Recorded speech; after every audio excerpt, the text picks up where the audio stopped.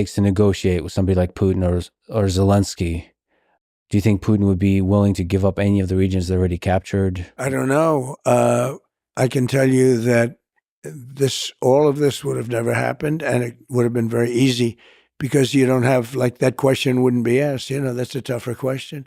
Once that starts happening, because he has taken over a lot of territory. Now, I guess they're insurgents now too, right? So, it's a little bit interesting that that's happening and that it can happen. And it's interesting that Putin has allowed that to happen. Look, that's one that should have never started. We have to get it stopped. Ukraine is being demolished. They're destroying a great culture that's largely destroyed. What do you think works better in those kinds of negotiations?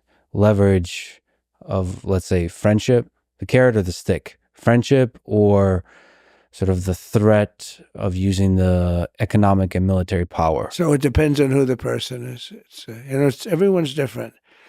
Negotiation's interesting because it depends on who the person is. And then you have to guess or know through certain knowledge which is, more important, the carrot or the stick. And with some people it's the stick, and with some people it's the carrot.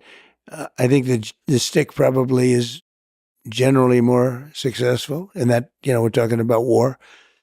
But the kind of destruction that we're witnessing now, nobody's ever seen. I mean, it's a terrible thing. And we're witnessing it all over. We're witnessing it in all parts of the world. And a lot of things are going to get started. Look what's going on with China.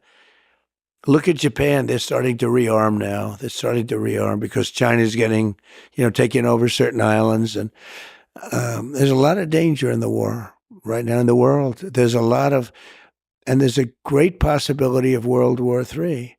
And we better get this thing done fast, because 5 months with people like her and him, he's checked out. He just goes to the beach and thinks he looks good in a bathing suit, which he doesn't. He's sort of checked out. Hey, look, you can't blame him. That was a coup. They took it over. They took over the presidential deal. The whole presidential thing was taken over in a coup. He had 14 million votes. She had no votes, not one.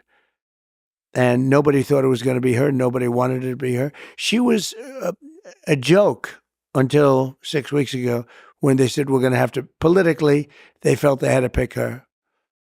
And if they didn't pick her, they thought there'd be a problem.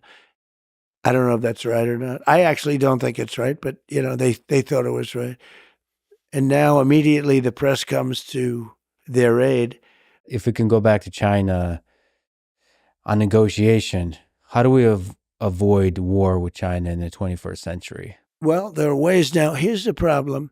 If I tell you how, and I'd love to do it, but if I give you a plan, like I have a very exacting plan how to stop Ukraine and Russia, and I have a certain idea, maybe not a plan, but an idea for China, because we're in a lot of trouble.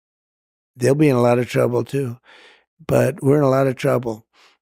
But I can't give you those plans, because if I give you those plans, I'm not going to be able to use them. They'll be very unsuccessful. Part of it's surprise, right? Right. But they won't be able to help us much. So you have a plan of what to say to Putin? Yeah, I know. When you take exactly. office. No, I had a very good relationship with